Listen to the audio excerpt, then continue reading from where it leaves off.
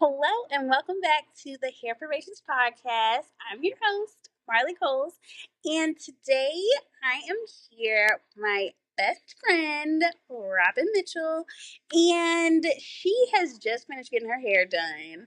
And so she is under the dryer, currently getting all of the moisture out of her hair so that she can be finished with her service. And I thought that this would be the perfect time to interview her. So, hi. Hey, How are you? I'm doing good. How are you? I'm good. Hey, everybody. So, tell the people about your experience because I feel like we never let the people in on the process and like what your initial feelings are. As far as like what getting my hair done, Yeah. you don't know what you need until you need it. I mean, I know I've been telling you for a long time, like I need my hair done. Dog. Like I've been saying it, right? I just feel lighter. You feel lighter. I do. So we started our day with what? A consultation. We He did. asked me what I wanted, Mm-hmm. which was good because usually I just tell you to do whatever. Mm-hmm. I think if you would have done whatever, it would have been great. But like, I knew that if I had a say in it, I mean, I know I have a say, right? Of course you have a say. but Because it's like, your hair. It's my hair, And But you like- gotta wear it. And I but know like, I knew I didn't want my roots like today. And I could feel that energy. I Yeah. could feel that you was like, I don't want this bleach on my hair today. Yeah, I didn't. Yeah. So we didn't But- do it. But I'm glad. I'm happy with how I think it's turning out. I mean, I haven't really seen the full thing until I guess it's dry. Yeah. But yeah. Thank you, sis. You're welcome. You're very welcome. So what's your favorite part of the service?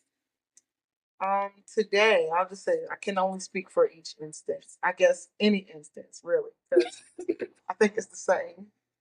I mean, I have two. Okay. So what are your two? My first favorite part of the service is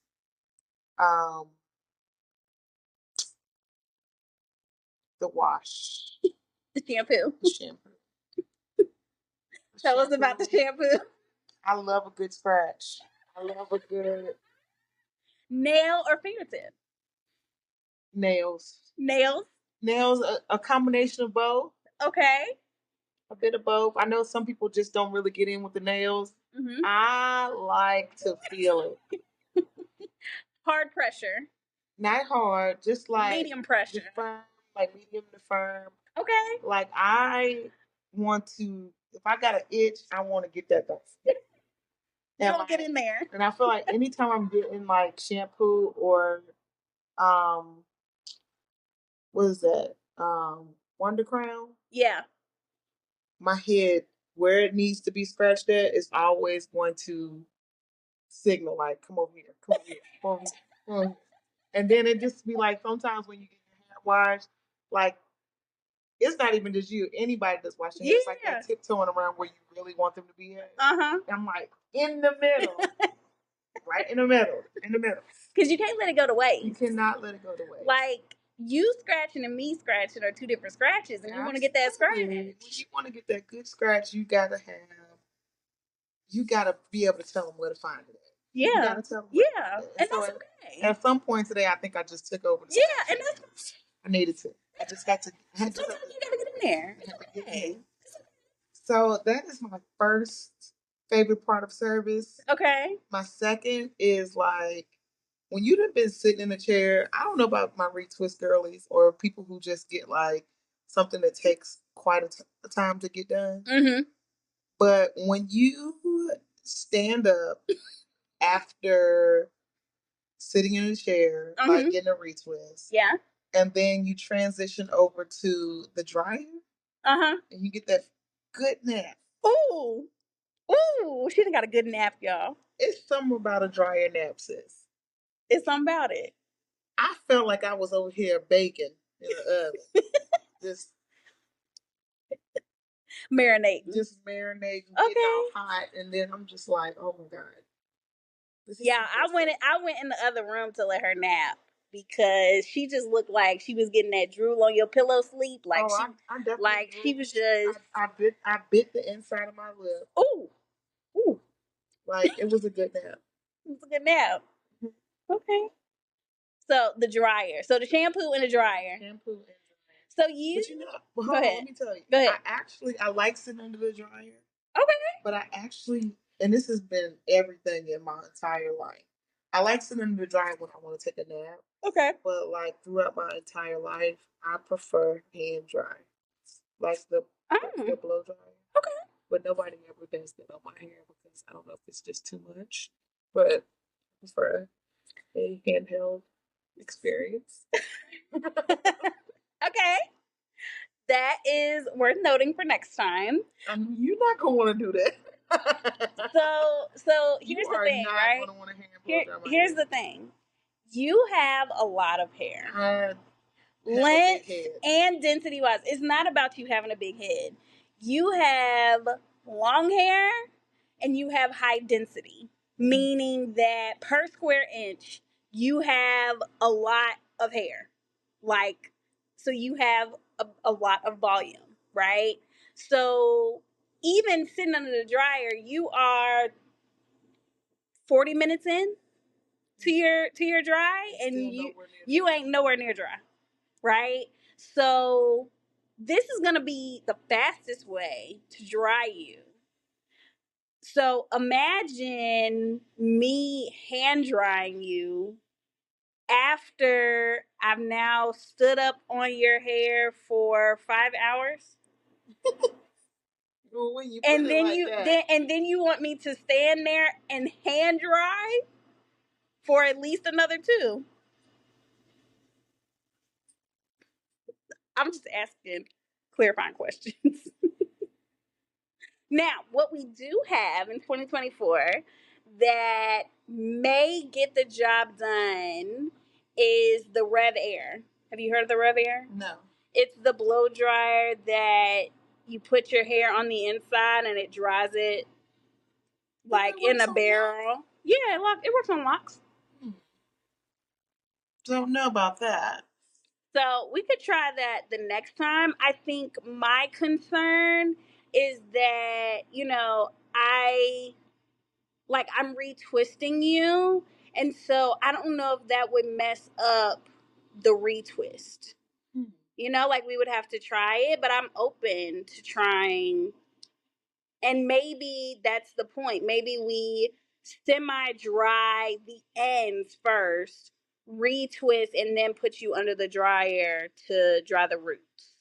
And that might keep you from sitting for so long. Maybe. So we'll try it for the next. But like, just the sitting salon all day, like the sitting part. Yeah. Like I know that you hate standing. Mm-hmm. Like you start cramping. You start, really all the things. Mm-hmm. I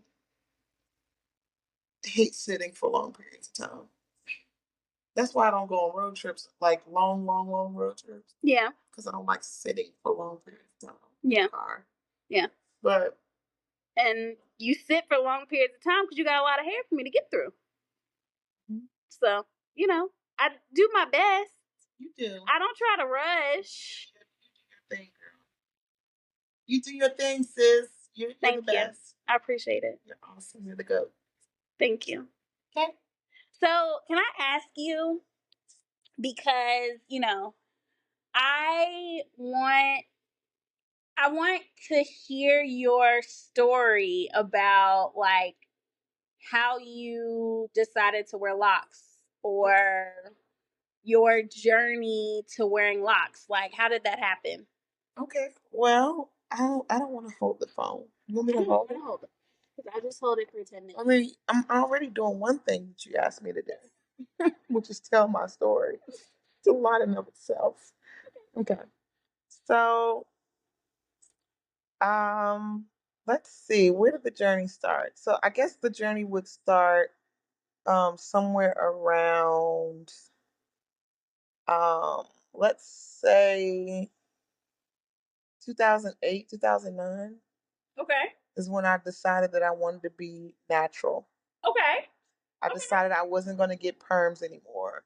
Okay. That's all that I knew about what I wanted to do, was that I didn't want to get perms anymore. Okay. So I said, I'm going natural. Okay. The first experience that I had after saying that I wasn't going to get a perm anymore, is I went to a salon. I was living in Petersburg, still at, Virginia State. Okay. Um, and I went to a salon, and they did not want to do my hair. They passed me all around that salon. What? Because they did not want to do my hair, because it was too much. It was what all the things you said, too thick. It was like, do you want a perm? You want us to put a perm in? So you had already stopped. I had already stopped getting perms. So you were like transitioning, but I didn't. I transitioned. Not a big chop. I know a lot of people did big chops and stuff like that. I just said that I wasn't gonna get perms anymore. Okay. I didn't really know what going natural meant, besides I wasn't getting perms anymore, and that I wanted to allow my curl pattern to just do what it was gonna do at the time. Right. And I didn't even know that terminology. I just wanted my hair to do what it was gonna do. I didn't want to get perms. Yeah.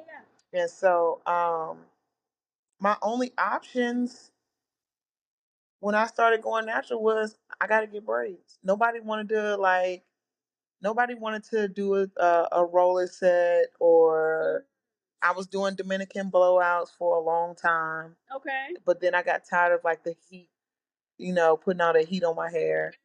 And so I stopped getting the blowouts, and I was like, okay, well, I can't go into a regular black salon. I could go to the Africans and get them to braid it. I could go to the Dominicans and I could get them to blow it out. But like at the time, there was nobody that was like specializing in natural hair. Right. And it wasn't until I came home, and I've been knowing Carla Curtis. Shout out to Carla Curtis. I had been knowing her since high school. And our paths have always like kind of just crossed. But I think this was in the era of like the early days of Twitter, early days of Facebook or whatever. Um, she had posted that she was doing hair now. Um, and she had, was in a salon. So I was like, when I go home, I'm gonna go to Carla. I'm gonna let Carla do my hair, because I feel like she gonna know what to do with it. Mm-hmm. And so I literally used to come home from Petersburg and let Carla do my hair. Okay. Like I would send her a style. Like if there was somewhere I was going, if there was something that I had going on, I would send her the style and be like, Carla, can you do this? She'd be like, yes, come on, we're gonna do it. Or she'd send me a style. And so that was kind of like the beginning of my natural hair journey. And if it wasn't for her, I probably wouldn't have lasted as long as I did. So from there, one of the styles that I used to get all the time was like Marley twists. Okay. So I would get Marley twists. I would see things that nobody around here was rocking. I would look on Pinterest and Havana twists, and like I would look at all of these different styles, like side braids with the Havana twist, like bust down, and like I'd be like, I want that. Or like I see some sick updo, I'm like, I want that. So I would get these twists all the time, and I'm like, I wish that my hair could just be like this. Like, I never had faux locks though. Like, I never, like, I never had faux locks. I only had like Senegalese twists, Marley twists, Havana twist, like the jumbo twist. Like I only had those. I never had anything that like mimicked an actual dreadlock. I had two strand twists, like all the things, but nothing that ever mimicked like an actual lock. Um, yeah, but my older sister Trina, she always says, "You always want to be like me," and maybe in some ways that's true, because she had locks, but she cut her locks off. Um, yeah, Trina had locks. Yeah, she had them first, and she cut hers off. Um, and then she actually got them again, like at the top of her hair, but she cut those off. I think that's when those are the ones you saw. Maybe you never seen Trina's locks. Okay, I have to show you pictures. So she had locks twice. Okay. And you know she's always lived away like in our adult life. So like when she would come home, we would just bond and do different things. But I always knew Trina could do hair. Like I knew she was like good at like trying things artistically. So I was like, she had twisted my hair before, and so I was like, can you just try and twist my hair? And this was now I'm time jumping now. Right. So I've talked to you about like 2008 up into 2011, whatever. Da, da, da. So this was probably about 2017. My sister came home for Christmas break, and I asked her to two-strand my twist. And what I said to her was, I'm not taking them out. I think I was joking at the time, but then I literally didn't take them out. So she had did me these beautiful two-strand twists, and I loved them so much. I was like, I'm not taking them out, and so that's how I ended up with locks. I started my locks with two-strand twists. Okay. And it was not intentional. When she did my hair, it was not doing my hair with the intention of those being locks. Yeah. But in my mind, I'm like, I could just let these lock up. Okay. And so I did some research and I started looking up like how does that work? Because prior to this, I want to say all the way up in it's a long recording. You asked me this. Prior to this, I want to say all the way up and through 2017, I was still going to Carla. I was still getting like hairdos from her. Okay. But like that in between kind of thing, like maintenance, upkeep. I still have never been good at doing my own hair. Mm-hmm. But I always, have this idea of how I want my hair to look in my head. Yeah. You know what I mean? Yeah. And so then, one thing led to another, and by March of 2018, I got my first retwist. Okay. Because I had to wait all that time between December and March when I did my research, and it said if you wanted your hair to lock, how long you needed to wait before you could wash it, how long you needed to wait before you could do a retwist. And so I waited, and when I tell you, it was the worst ugly phase. It was horrible. Like I was, working in corporate America, working for a marketing firm. Everybody in there looked the exact opposite of me. So them seeing me come in with my hair looking kind of crazy, um, having questions, like it was an interesting time for sure. Yeah. Because prior to that, I was probably going to work with like a blowout or like you know, um, some other sort of natural hairstyle, yeah, crochet, something that is easy to pass off at work, or even just like a twist out, like or my fro or like my pineapple pulled up hair. So yeah, that's my journey, and now I've been locked for how many years is that? 2007, 8. Yeah, it's been a long time. 7 years. That's a lot. It's a long time. And it'll be really long. It will be 7 years in December of this year. Wow.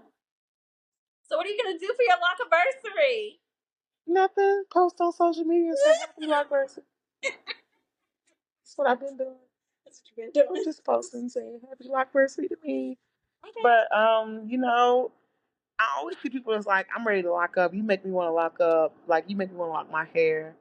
And I'm just like, you got to do what's best for you or what you feel like.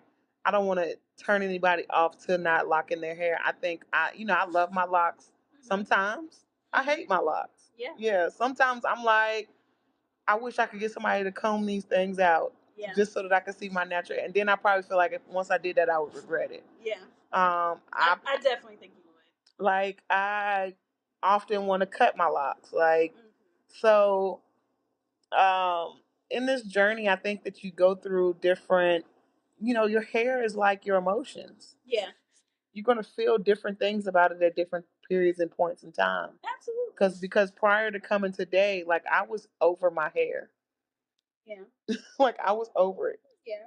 So, and now you love it again. Now I love it again. I think that's one of the things that people have to understand about taking a chance of doing their hair, and it's it is very liberating. I will say, having locks is very liberating. It's very, I feel like my hair just does what it wants to do. Mm-hmm. And I think sometimes just thinking about society and other people is what makes me feel like I have to have it to look a certain way, right? Mm-hmm. Even though I also want it to look, clean, neat, and mm-hmm. proper. Mm-hmm. I think a lot of that comes from what society wants. Yeah. And so my advice to anyone who's thinking about locks, having locks is, you gotta chart your own path, you gotta chart your own journey and do what's best for you. And it's just hair. At the end of the day, it's just hair. It's just hair. What is the biggest lesson you've learned with your locks? The biggest lesson that I've learned with my locks, mm-hmm. Or with your hair? With my hair. Journey. I guess it doesn't necessarily have to be your locks. The biggest lesson that I've learned with my hair is that you have to, just the way you take care of everything else, the way you take care of your body, the way that you take care of your home, the way that you take care of any other thing in your life that you're devoting time to, you have to give that time to your hair. Mm. And I'm not just talking about like, oh, I went and got me a slick ponytail. Like, I'm talking about healthy hair. Like, I'm talking about making sure that you are putting the right things into your hair, that you're not putting the wrong things into your hair. Mm-hmm. So like taking care of your hair. Yeah. And loving on your hair. Yeah, it's like a part, and it's an extension of you. Right. Your hair is connected to you. So like you really have to nurture it, you have to water it, you have to, be kind to your hair. Yeah. So yeah, I think that's probably the biggest lesson that I've learned. I love that. Because even when, I went a long time without a retwist. Yeah. But I guarantee you, if you would have taken and picked my hair up, mm-hmm. and just like even smelled it. Yeah. I don't play about that. Yeah. I'm not playing about, I'm not gonna be walking around with stinky hair. Yeah. I'm not gonna be walking around, like I would even take like what do you call it? Witch hazel. Mm-hmm. And put some on a washcloth. Yeah. And rub my scalp in between. I'm not gonna be walking around here nasty. Take care of your hair, y'all. And your scalp. Yeah. Be kind to it. So yeah, I think that's probably the biggest lesson. I love that. Okay. Be kind to your hair. Be kind to your hair. Yeah. That was the Hairfirmation for this episode. Be kind to your hair. I love that. That's beautiful. That's beautiful. Now, what I will say is, I've been dabbling in your hair. Mm-hmm. For almost 4 years now. 4 years now, almost. Yeah. Well, no, I think we've had our anniversary. Yeah. I think this is like our 4-year anniversary. Yeah. This is around the same time that you did it for the first time. Yeah. That's crazy. That's wild. So, wow, I think that hit me a little bit different than I expected it to. Yeah. But I think the first thing I did a retwist before we did color though, right? No. Was color the first time? Color was the first. I think. Did you do a retwist? I can't. Like coming right out of the pandemic? Yeah, because we was in the pandemic. I mean, you might have, but I know that back then you weren't ready. You weren't comfortable doing retwist. I hadn't taken that class. You hadn't. So you used to do my color and then send me on my way. And you were still getting retwists from Nikki. Yeah. Shout out to Nikki Riggins. Nikki Riggins held me down. So her and Carla were actually in the same shop. Yeah. So I did feel bad because I felt like a chair hopper. You chair hopper. But once I locked up, I started going to Nikki to get all of my retwists and styles, and stick with it. Yeah. She's sick with it. Yeah.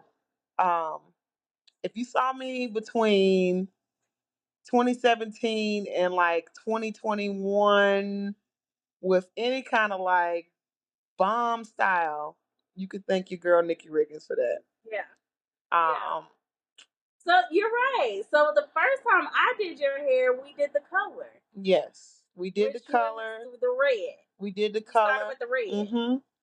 And then I went and got my retwist the next day, I think. Yeah. How did I talk you into that? I don't know if you talked me into it or if I knew that you were good with color. Yeah. And I probably alluded to the fact that I wanted to try something. And then what we know is that you can't tell Marley that you want to try something because she's gonna keep pushing it on you until you do it. And if you need any case studies, y'all can ask another one of our friends, Danielle. She just got her hair done last week, and she mentioned copper. I want to say, like, three.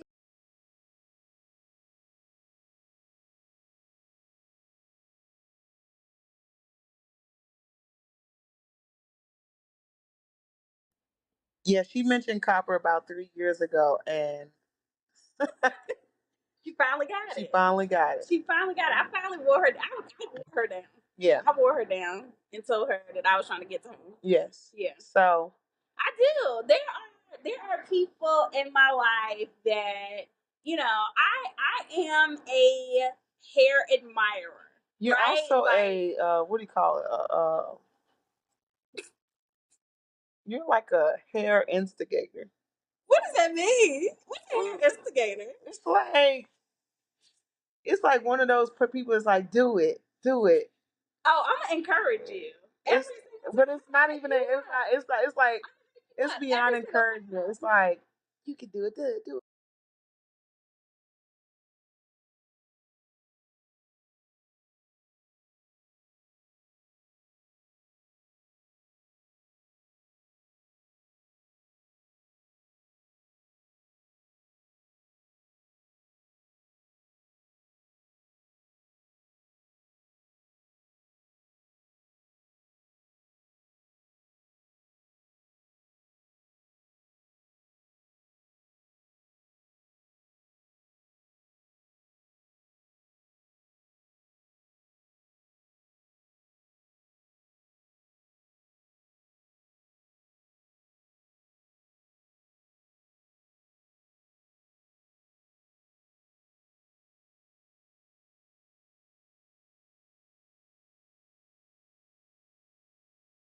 So yeah, she's going to. I'm gonna instigate. I'm instigate people to get their hair. I mean, like you be like, do it. No, so I have people's hair who I admire.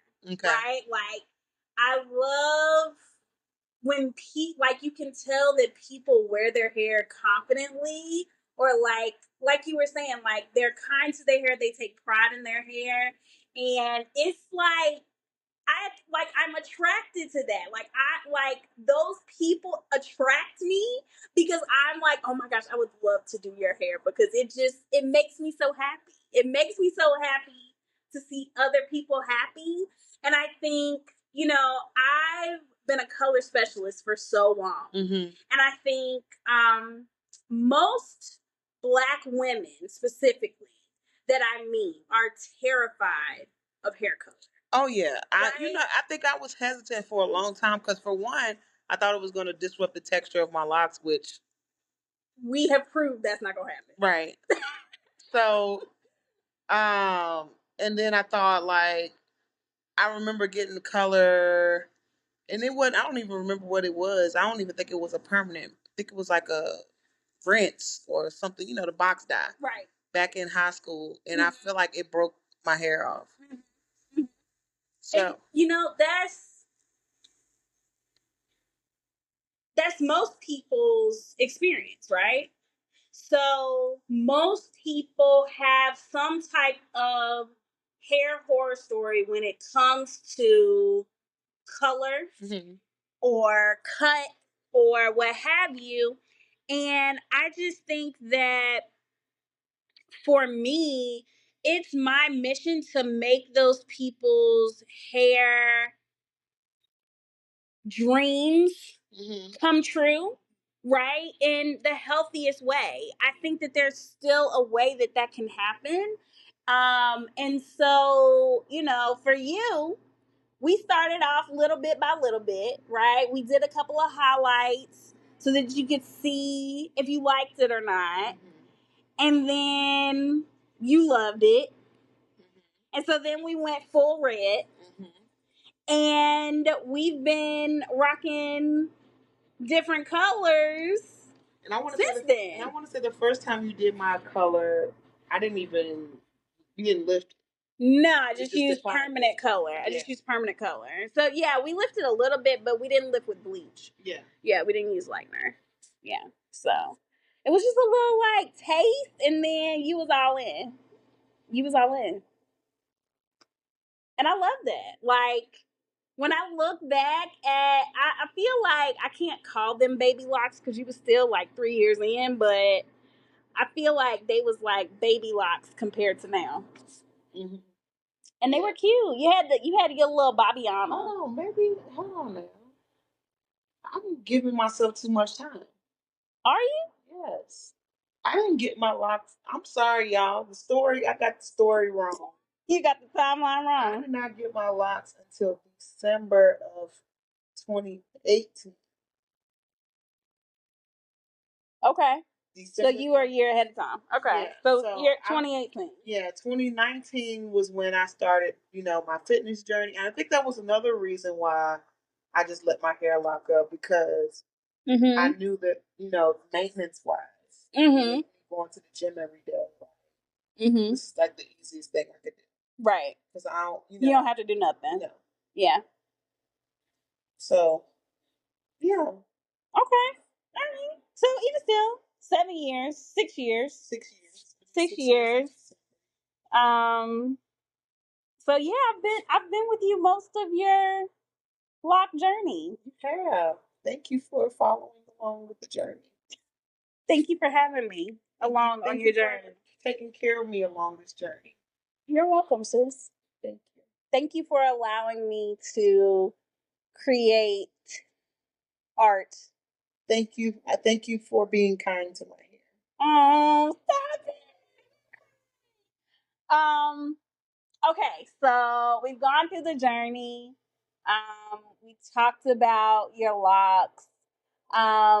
You of all people have been on this journey with me through Hairfirmations. You have been there since the inception. I'm pretty sure of the Hairfirmations podcast. Tell the people now. I'm pretty sure that I came up with the name Hairfirmations, and I planted the seed. And I was like, sis, I think this would be amazing. I'm going to go ahead and write that. Are you? I'm going to say that. If anybody asks me, I'm going to say I planted that seed, because they be flowing. The ideas be flowing. Hair, not Hairfirmations. Oh, so now the story come out. So you came up with Hairfirmations. Came up with the name. You came up with the name. I think you had the concept and I gave the name. Okay. I don't know if I claim that or not, but we're going to go with it. It was around the time, do you remember, you were still working for L'Oreal. Okay. I was. You had... When I started, yeah. It was around the time, remember those yellow bags? Yeah. What did they say? Curl something. Curl. It was for the Curl Can Dream launch, but we put something else on the bag. Yes. Well, anyway, it was around that time. Okay. And it was around that time, and I remember, yeah. I remember it being around that time, and I remember us having one of our brainstorming sessions, like we used to do, especially like around that pandemic time. Yep, it was in the middle of the pandemic when we didn't have anything else to do besides talk to each other on the phone and conceptualize. Like seriously, this was before AI. This was before ChatGPT. Before ChatGPT. Yeah. Like, this is when we literally used to flow off the dome with amazing ideas. Yeah. And so I can't remember exactly how everything played out in that sense. Yeah. But I know that I'm going to take. You taking credit? Yes. But I'm honestly like, I really feel like Hairfirmations is really what you should have been doing all along. I think this was like, this movement is meant for you. Because of the care and the consideration and the amplification and the manifestation and affirmation that you do for not only yourself but others with their hair. Lord have mercy, y'all. She got me crying on this podcast. I received that.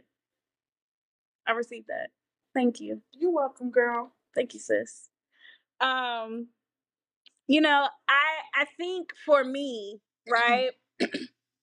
I mean, again, you were there.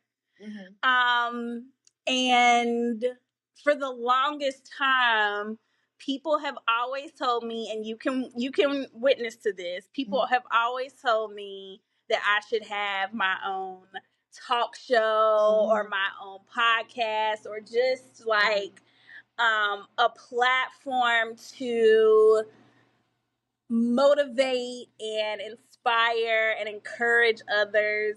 And I think that this was just, like you said, what I needed to be doing in the first place. So this whole concept started out with a podcast. Yeah. And I think that the what it's showing is that Hairfirmations is so much bigger than just a podcast. I feel like the podcast is a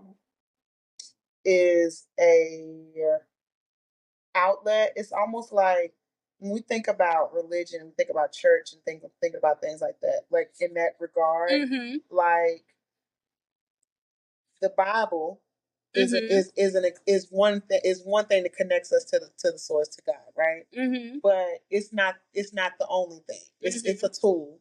So I feel like in thinking about our lives and our hair and thinking about just all the things, I feel like this podcast is one of those tools, but then it's also making sure that you're going to get your hair done, making sure that you are saying good things about your hair, that you are putting good things into your hair.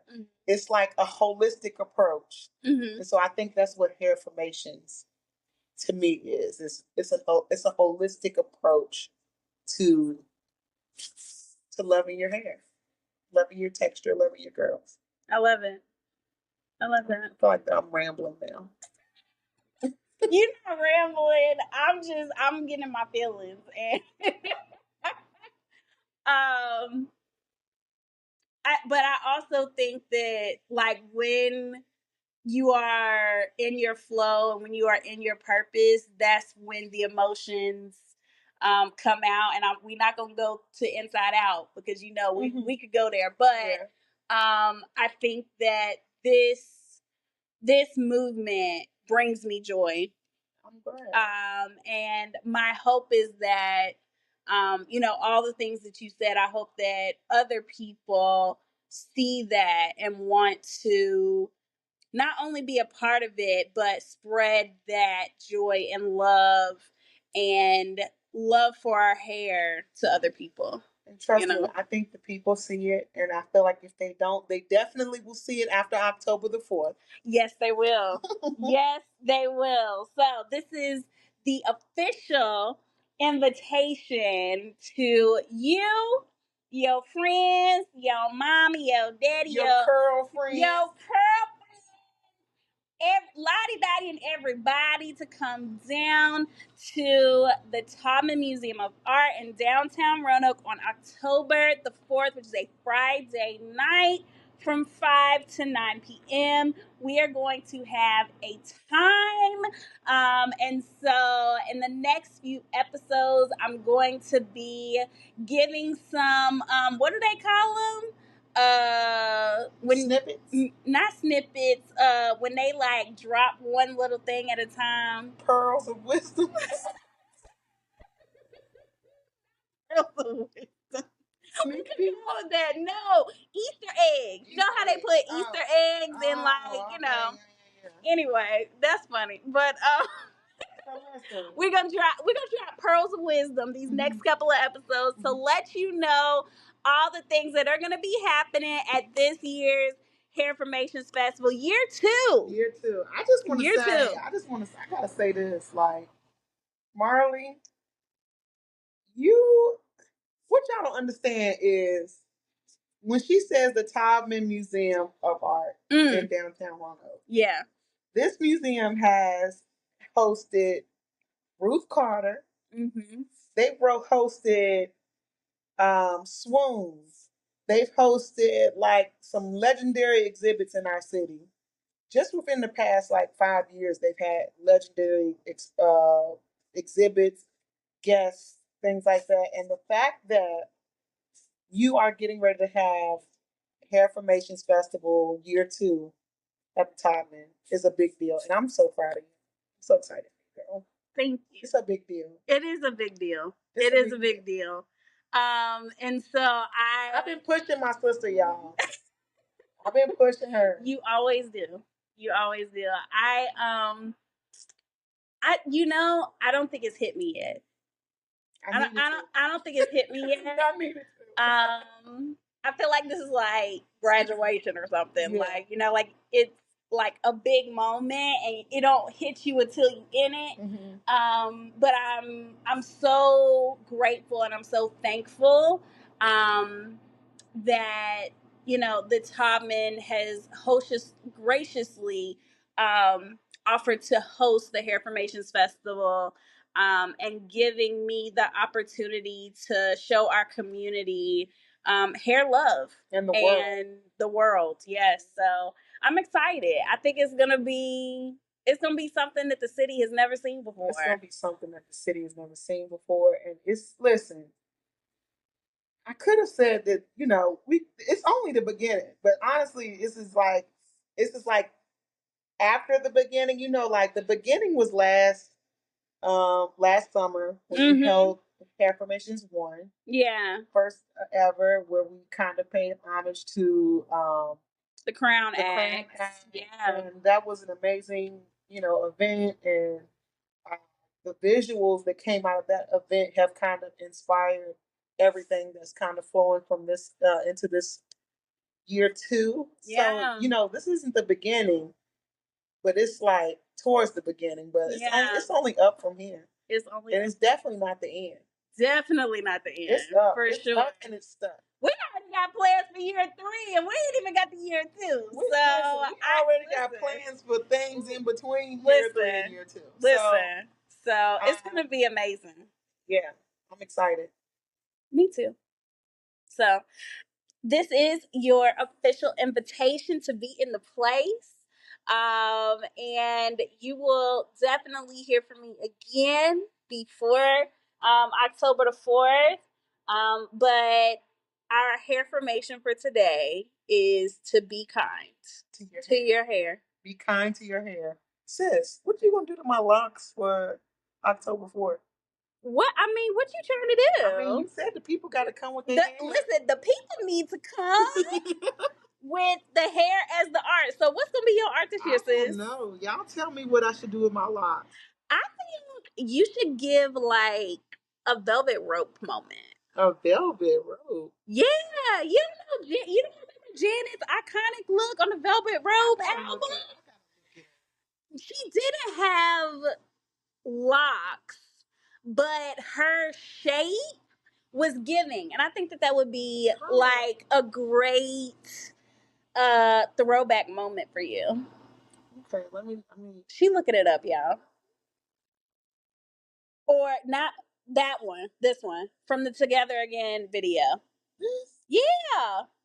No, I thought you was talking about something else. What do you think I was talking about? I think you talking about another style shit. Which one? We're gonna have to do some research, people. Tell the people. We're gonna do some research. We're gonna get you a style. We're gonna get you a style. Cause last year you did the space bun. Yeah. So you Then can't. I did myself. You did yourself. So proud of you. So this year we gotta do something else. Cause you already did the space buns. I did.